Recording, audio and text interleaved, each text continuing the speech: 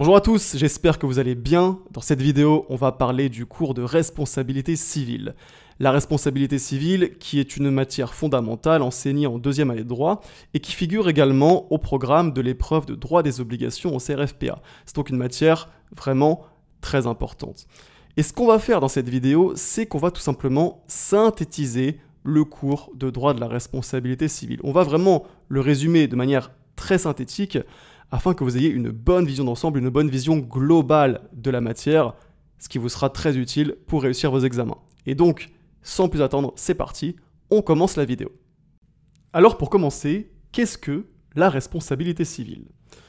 La responsabilité civile, c'est l'obligation pour une personne de réparer le dommage qu'elle a causé à une autre personne. Donc la responsabilité civile, elle intervient dans le cas où une personne a subi un dommage causé par une autre personne. Et à ce moment-là, la personne qui a subi le dommage, qu'on appelle la victime, va pouvoir engager la responsabilité civile de la personne qui a causé le dommage afin d'obtenir ce qu'on appelle la réparation du dommage. Et cette réparation, elle se fait généralement par le versement à la victime d'une somme d'argent qu'on appelle les dommages et intérêts, et plus rarement, elle peut avoir lieu en nature. Ça, c'est donc la responsabilité civile. Et ce qu'il faut savoir, c'est qu'au sein de la responsabilité civile, on distingue deux types de responsabilités. On a la responsabilité délictuelle et on a la responsabilité contractuelle. Alors, en ce qui concerne la responsabilité contractuelle, il faut savoir qu'elle ne va s'appliquer que si l'auteur du dommage et la victime sont liés par un contrat. Et plus précisément, la responsabilité contractuelle, elle va s'appliquer en cas de dommage résultant de l'inexécution du contrat par un des co-contractants. Et à ce moment-là, le co-contractant qui subit le dommage va pouvoir engager la responsabilité contractuelle de son co-contractant afin d'obtenir réparation de son dommage. Et au contraire de la responsabilité contractuelle, la responsabilité délictuelle, elle va s'appliquer dans toutes les situations où il n'y a pas de contrat entre l'auteur du dommage et la victime. C'est pour ça d'ailleurs que la responsabilité délictuelle, elle est également appelée responsabilité extra-contractuelle. Alors l'étude de la responsabilité contractuelle, elle relève du cours de droit des contrats.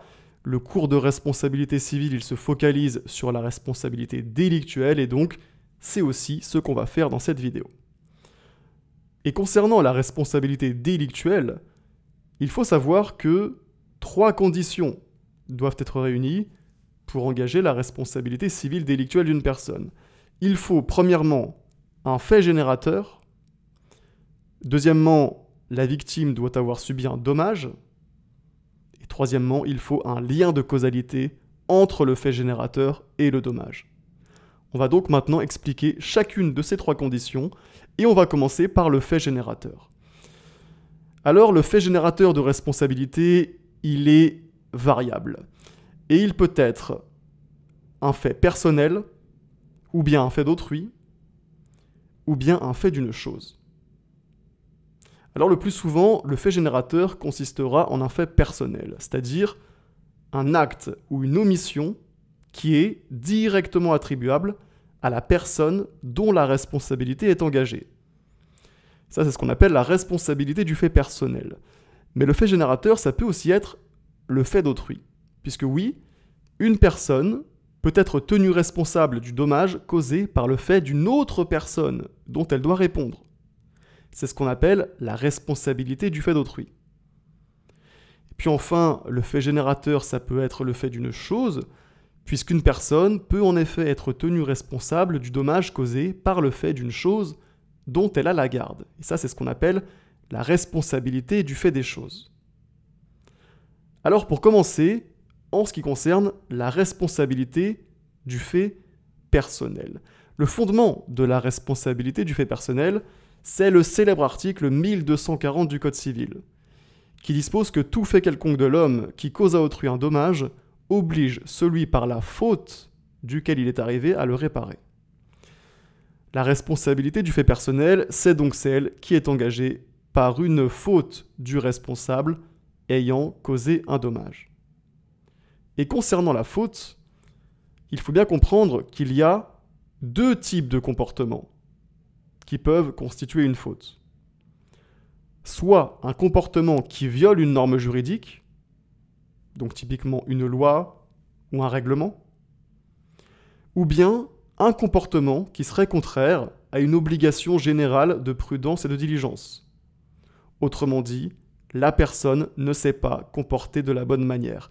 Elle a adopté un comportement qui n'aurait pas été adopté par une personne raisonnable placée dans les mêmes circonstances. Et puis, concernant les formes que peut revêtir la faute peut consister soit en un acte positif, c'est-à-dire que la personne a fait quelque chose qu'elle n'aurait pas dû faire. Par exemple, on peut penser à une voiture qui s'engage alors que le feu est rouge. Ou bien la faute peut aussi consister en une omission, c'est-à-dire que la personne s'est abstenue de faire quelque chose qu'elle aurait dû faire. On peut penser par exemple à un maître nageur qui verrait un enfant qui se noie dans la piscine, mais qui ne ferait rien pour intervenir. Et puis, toujours concernant la faute, il faut savoir qu'auparavant, la faute supposait également un élément subjectif. Donc pour commettre une faute, il fallait être doté de discernement. Il fallait être capable de discerner les conséquences de ses actes. Autrement dit, la faute supposait que l'auteur de cette dernière ait conscience que son comportement risquait de commettre un dommage. Mais depuis les arrêts d'Erghini et Lemaire du 9 mai 1984, eh bien le discernement n'est plus une condition de la faute. On peut tout à fait commettre une faute sans pour autant avoir conscience des conséquences de ses actes. On a donc retenu une conception objective de la faute. Voilà donc pour la responsabilité pour faute, la responsabilité du fait personnel. Mais comme je vous l'ai dit précédemment dans cette vidéo, le fait générateur de responsabilité, ça peut aussi être le fait d'autrui. Et c'est ce dont on va parler maintenant. Alors en quoi ça consiste, la responsabilité du fait d'autrui? Tout simplement, dans certains cas, la victime d'un dommage commis par une personne va pouvoir agir en responsabilité à l'encontre d'une autre personne que celle qui a commis le dommage. Donc ce n'est pas la personne qui a commis le dommage qui verra sa responsabilité engagée, ce sera une autre personne, car cette dernière doit répondre des actes commis par la première. Donc ça, c'est la responsabilité du fait d'autrui. Et ce qu'il faut savoir, c'est qu'il existe différents cas de responsabilité du fait d'autrui. Les principaux figurent à l'article 1242 du Code civil. Et en particulier, cet article nous dit, à son 4e alinéa, que les parents sont responsables du dommage causé par leur enfant mineur. Il nous dit également, à son 5e alinéa, que les commettants sont responsables du dommage causé par leur préposé. Donc ces deux régimes de responsabilité, ce sont donc la responsabilité des parents du fait de leur enfant et la responsabilité des commettants du fait de leur préposé. En ce qui concerne d'abord la responsabilité des parents du fait de leur enfant. Cette responsabilité, elle peut être engagée si plusieurs conditions sont réunies. Premièrement, l'enfant doit être mineur. Deuxièmement, les parents doivent exercer sur l'enfant l'autorité parentale. Et troisièmement, il faut un fait de l'enfant à l'origine d'un dommage. En sachant que ce fait de l'enfant n'a pas nécessairement à être une faute, et ce, depuis l'arrêt Fullen-Wars du 9 mai 1984.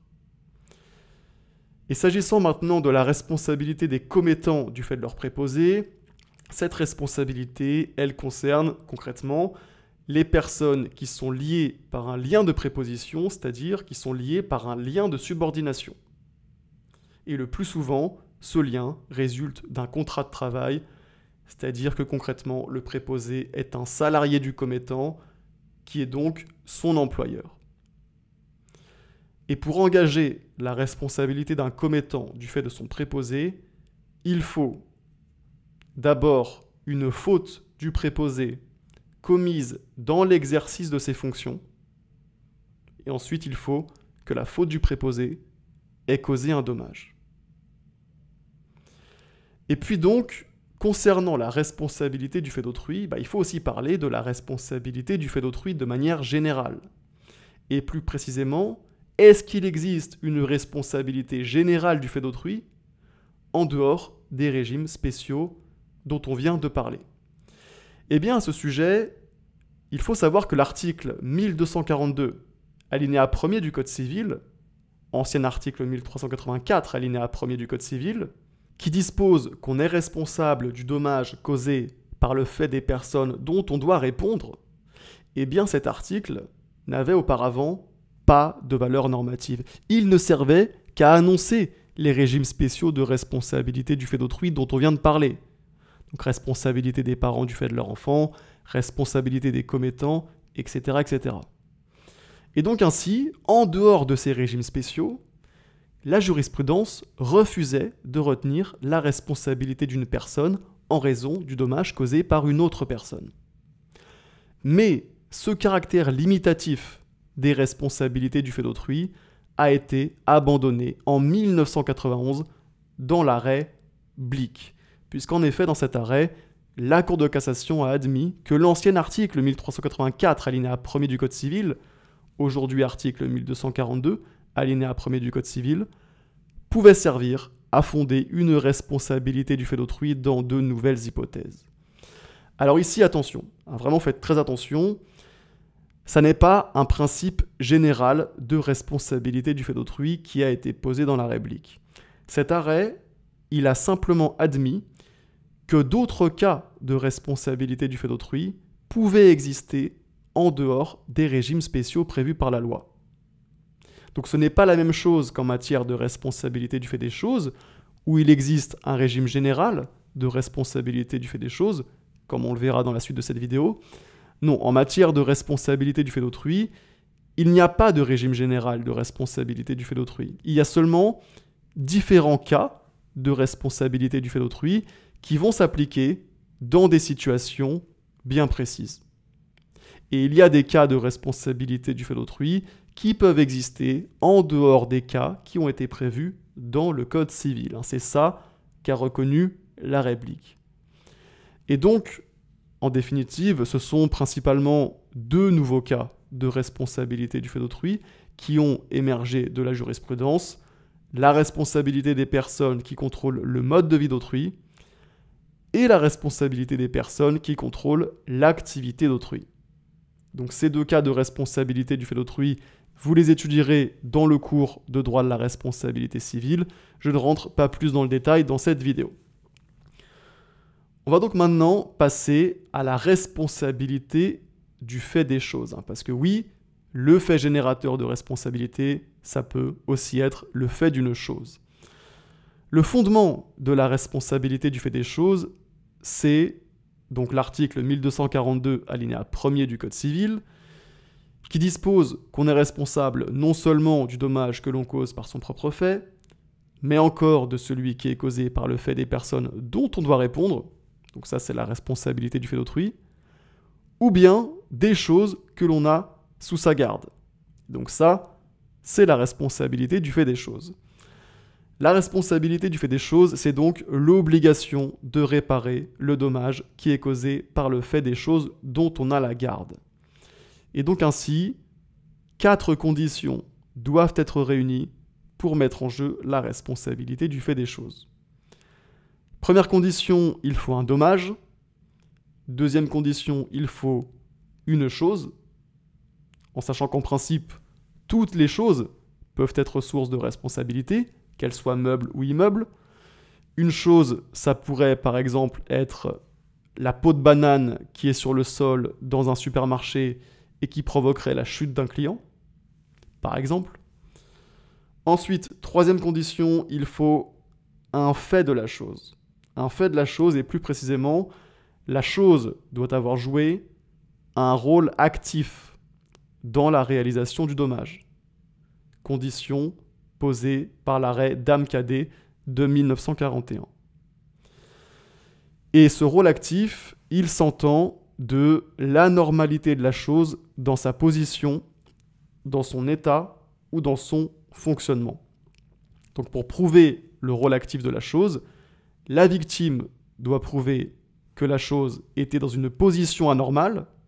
Donc par exemple, dans un supermarché la peau de banane qui est sur le sol, elle est dans une position anormale, ou bien la victime doit prouver que la chose était dans un état anormal. Donc là, on peut penser par exemple à un escalier qui serait glissant, ou bien la victime va devoir prouver que la chose fonctionnait de manière anormale. D'accord? Donc retenez bien, rôle actif, soit une position anormale, soit un état anormal, soit un fonctionnement anormal. Et puis enfin, quatrième condition, c'est la garde de la chose. La garde de la chose en sachant que le gardien, c'est celui qui a l'usage, la direction et le contrôle de la chose. Cette conception de la garde, qui est donc la conception matérielle, elle a été posée par l'arrêt Franck de 1941. Donc le gardien, c'est celui qui a l'usage, la direction et le contrôle de la chose. Et donc, naturellement, le propriétaire de la chose est présumé en être le gardien, mais attention, il s'agit seulement d'une présomption simple. Donc le propriétaire pourra renverser cette présomption et donc s'exonérer de sa responsabilité en prouvant qu'il n'avait plus l'usage, la direction et le contrôle de la chose au moment du dommage. Par exemple, s'il avait prêté la chose à une autre personne, ou bien si la chose lui avait été volée. Et donc, si ces 4 conditions sont réunies, eh bien, la responsabilité du gardien de la chose sera engagée. Ça, c'est donc le régime général de responsabilité du fait des choses, et à côté de ce régime général, il existe également des régimes spéciaux de responsabilité du fait des choses. On a la responsabilité du fait des animaux, la responsabilité du fait des bâtiments en ruine, la responsabilité en matière d'accident de la circulation, donc ça c'est la loi Badinter de 1985, et puis on a aussi la responsabilité du fait des produits défectueux. Alors régimes spéciaux, ça veut dire quoi? Ça veut dire notamment que les conditions pour mettre en jeu ces différentes responsabilités sont différentes du régime général de responsabilité du fait des choses, mais je ne rentre pas plus dans le détail dans cette vidéo, vous étudierez tout ça dans le cours de responsabilité civile. On en a donc terminé avec le fait générateur, on va maintenant passer à la deuxième condition pour engager la responsabilité civile délictuelle d'une personne, c'est le dommage. Mais juste avant, sachez que cette vidéo que vous êtes en train de regarder, c'est simplement une esquisse. C'est simplement un résumé très très synthétique du cours de responsabilité civile, afin d'avoir une vision globale et de comprendre les grandes lignes.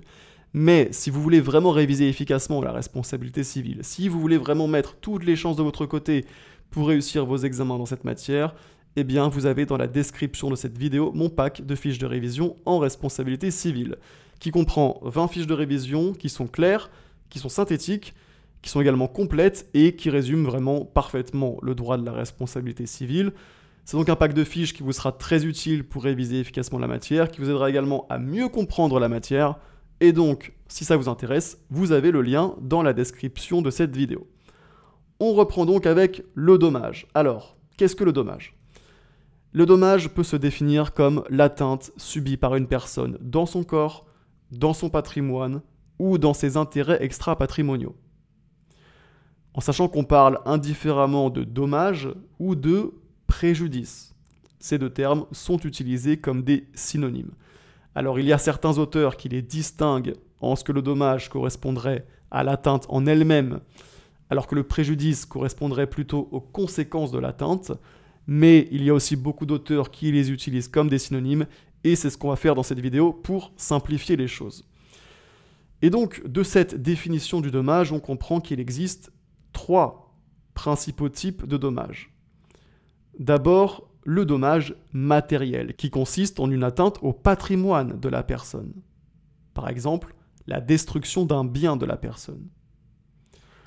Ensuite, autre type de dommage, ça va être le préjudice moral, qui lui consiste en une atteinte aux intérêts extra-patrimoniaux de la personne. Par exemple, une atteinte aux sentiments, une atteinte à l'honneur, une atteinte à la vie privée, ou encore par exemple la perte d'un proche. De manière générale, le préjudice moral correspond aux souffrances psychologiques endurées par une personne. Et puis enfin, on a le dommage corporel qui, lui, consiste en une atteinte à l'intégrité physique de la personne. Exemple classique, une blessure. Ça, ce sont donc les 3 principaux types de dommages. Et par ailleurs, pour être réparable, pour pouvoir donner lieu à réparation, eh bien le dommage doit revêtir certains caractères. Le dommage, il doit être direct, donc il doit en principe découler directement du fait générateur, il doit être immédiat, subi personnellement par la victime.